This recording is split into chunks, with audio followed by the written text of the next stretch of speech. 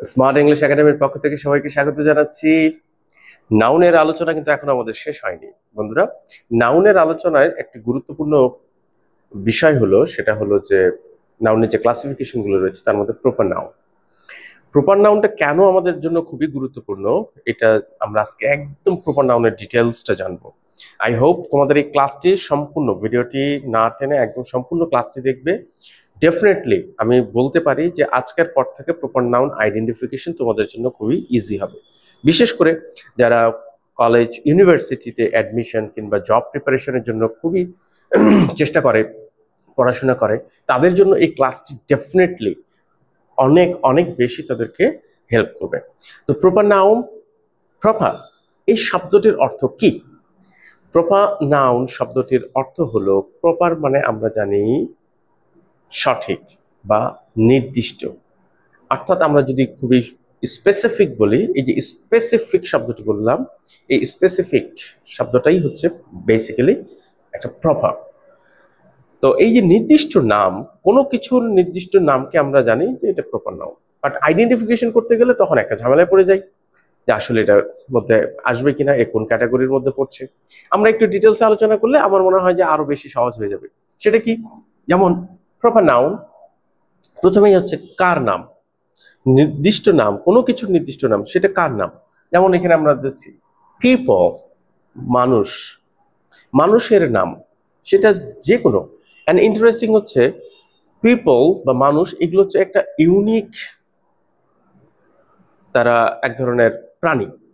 আমরা মানুষ যদি প্রাণীর মধ্যেই পড়ি, জীব, তাহলে আমাদের প্রত্যেকেরই আমরা জানি এই পৃথিবীতে সবাই আলাদা। প্রত্যেকটি মানুষ, যত মানুষ আছে, কারোর সাথে কারো মিল নেই, থাকবেও না, এবং এইভাবেই তৈরি করা হয়েছে। সৃষ্টিকর্তা এইভাবেই আমাদেরকে তৈরি করেছেন। তার বড় একটা প্রমাণ যখন, যেমন আমরা যেটা বলি থাম্ব, আপনার ফিঙ্গারপ্রিন্ট, এই ফিঙ্গারপ্রিন্টে দেখবেন কারোর সাথে কারো ম্যাচ করছে না, তার মানে ইউনিক। তো এই ধারণাটা মাথার মধ্যে রাখলে হবে যে ইউনিক কোনো কিছুর নাম, একক কোনো কিছুর নাম, সেটাই হচ্ছে প্রপার নাউন। তাহলে পিপল মানুষের নাম, প্লেসেস, প্লেস, যেমন ধরুন ঢাকা। ঢাকা কি সারা বাংলাদেশে আছে? নেই। ঢাকা কি অন্য জায়গায় আছে? নেই। তো কোন নির্দিষ্ট একটি জায়গার নাম, ইউনিক নাম, ইউনিক নেম, প্লেসেস। তারপরে আসি day and month, days and months. এই যে আমাদের দিনগুলো আছে, এগুলো কি একটা নির্দিষ্ট, প্রত্যেকটা দিনের একটা নির্দিষ্ট নাম আছে। স্যাটারডে, সানডে, মানডে, টিউসডে, কিংবা জানুয়ারি, ফেব্রুয়ারি, মার্চ, এপ্রিল, মে, জুন।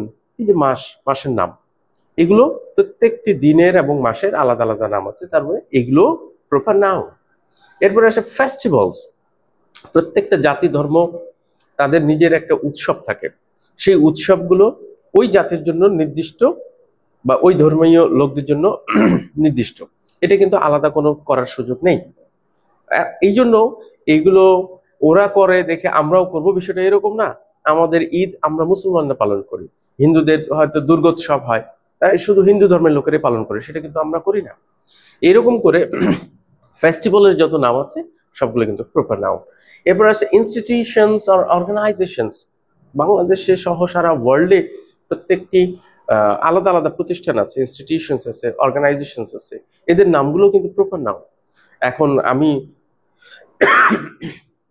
একই নামে একাধিক সংগঠন ওয়ার্ল্ডে খুব কম পাওয়া যায়, হয়তো ভুল করে হয়ে যায়, কেউ হয়তো না জেনে রেখে ফেলেছে এরকম, বাট অর্গানাইজেশনস গুলো কিন্তু ইউনিক, সে তার কার্যক্রম তাদের মতো করে চলে।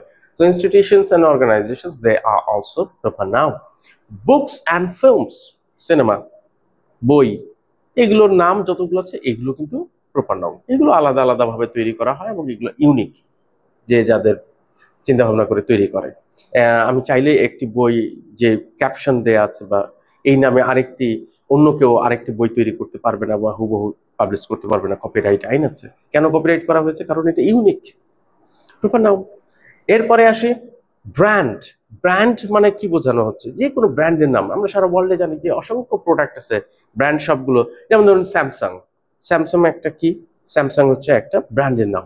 অ্যাপল একটা ব্র্যান্ডের নাম, আইটেল একটা ব্র্যান্ডের নাম, ওয়ালটন একটা ব্র্যান্ডের নাম।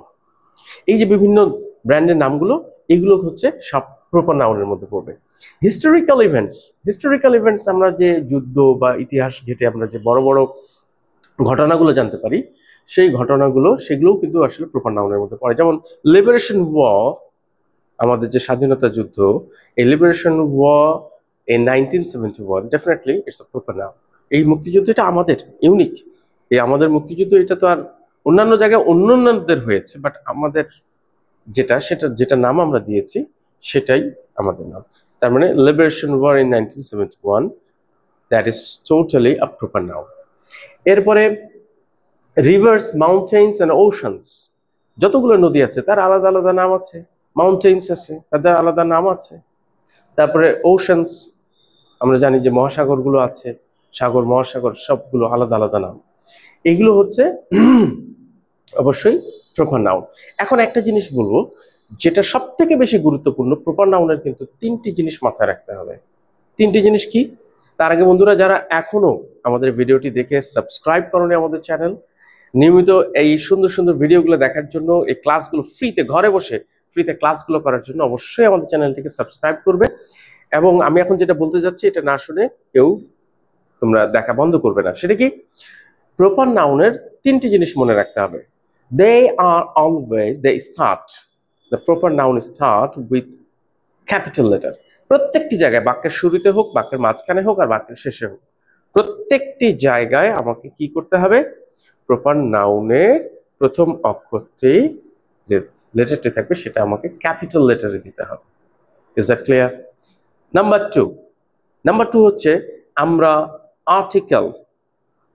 আর্টিকেল বসাতে পারবো না প্রপার নাউনের সামনে, এক্সেপ্ট, যেমন ধরো যখন কিছু আমরা জানি দ্য ইউনাইটেড স্টেটস, যুক্তরাষ্ট্র, দ্য ইউনাইটেড কিংডম, ইউকে, এই যে যুক্তরাজ্য, কিংবা ইউএই, সংযুক্ত আরব আমিরাত, কয়েকটি স্টেট মিলে একটা দেশ নাম ঘোষণা করে, তখন তাদের পূর্বে শুধুমাত্র আর্টিকেল দিয়ে বসে।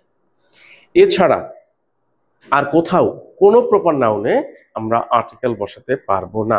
এ অ্যান দি বলতে পারবো না, এ পদ্মা হবে না, এ মেঘনা, এ যমুনা হবে না, এ বঙ্গোপসাগর হবে না, বা দা বঙ্গোপসাগর হবে না। হ্যাঁ, হবে দ্য বে অফ বেঙ্গল। এটা যখন টোটালি একটা কম্পাউন্ড নাউনের মধ্যে আসছে, আমি স্পেসিফিক বোঝাচ্ছি, সেক্ষেত্রে হতে পারে। তো যা হোক, আমরা তাহলে কি বুঝলাম? যে এটা 2টা গেল, আরেকটা বাকি আছে। সেটা কি? সেটা হলো যে এরা সবসময় unique. All these are unique, একক। যখন অনেকগুলো মিলে হচ্ছে তখন কিন্তু আর প্রপার নাউন থাকছে না।